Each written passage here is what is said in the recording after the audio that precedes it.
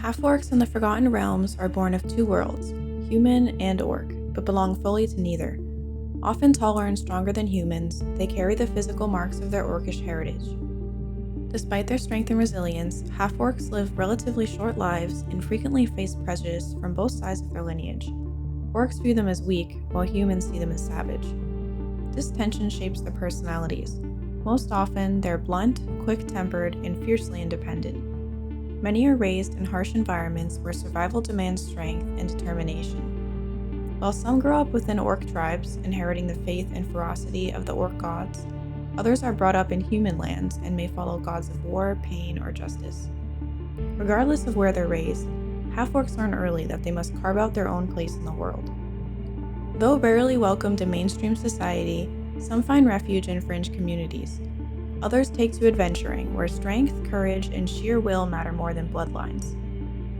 In a world that often underestimates them, half-orcs endure and sometimes rise through the force of will alone.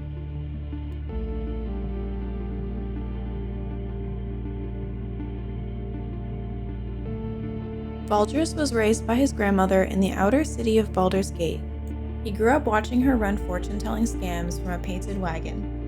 By 12, Valdris could spot a weakness in minutes and spin sob stories that loosened the tightest purse strings. But everything changed when they snuck into a traveling performer's tent and watched a performer weave music, magic, and manipulation into pure artistry. The performer took Valdris as an apprentice, teaching him that the best cons weren't about lying, but about giving people what they desperately wanted to believe. For 3 years, Valdris traveled with a troupe, mastering instruments, accents, and the subtle arts of reading human nature.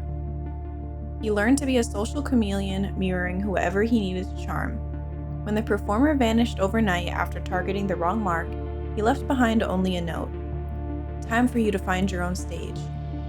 Valdris returned to Baldur's Gate and began crafting elaborate cons, convincing lonely widows they could contact dead spouses, promising merchants exclusive trade routes, and offering desperate people prestigious opportunities that never existed. Now, with the Mind Flayer tadpole taking him hostage, Valdris faces a great challenge. He approaches this crisis like any other con, gathering information and looking for angles. But he's discovering that some problems can't be charmed away with a silver tongue and a song. For the first time, he might have to rely on something he's almost forgotten how to access: genuine trust in others. He needs to reclaim his mind from the presence threatening to steal it.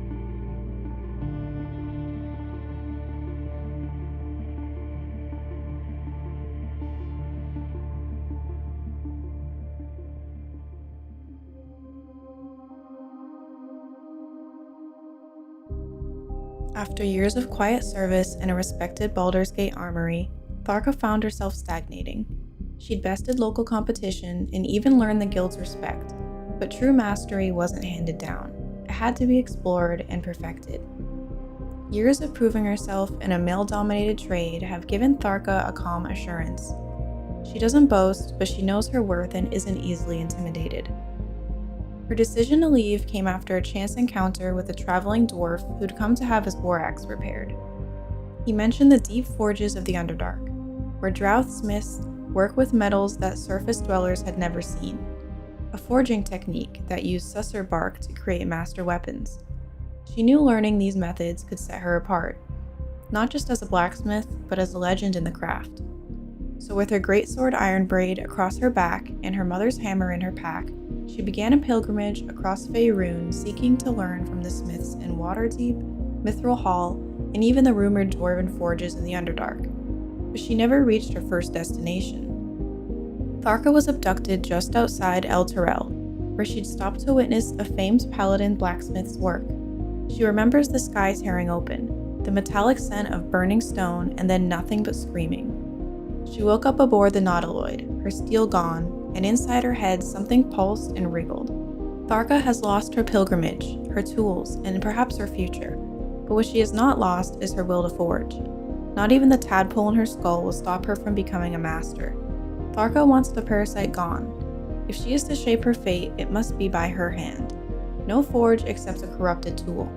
She sees the tadpole as rust in the spine, as warping heat in a blade's core, and it must be destroyed.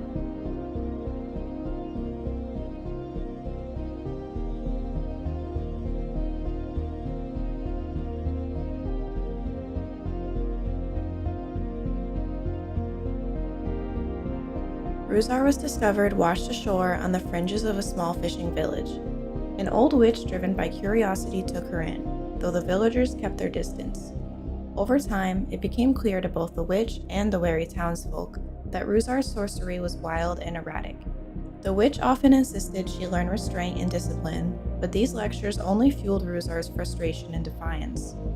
After one particularly fierce argument, she resolved to leave, determined to find a place where her magic could be embraced, not smothered. Ruzar possesses an almost compulsive need to challenge the status quo. She questions authority, pokes at social hierarchies, and finds herself drawn to situations where she can shake things up. She sees restraint as weakness and believes that true potential can only be realized through bold action and risk-taking, making her likely to use her tadpole powers. Her inability to keep her true feelings hidden often manifests as cutting remarks delivered at the worst possible moments. She might tell a noble exactly what she thinks of their policies during a formal dinner, or point out a companion's hypocrisy mid-battle. This honesty, while refreshing, frequently puts her in dangerous situations.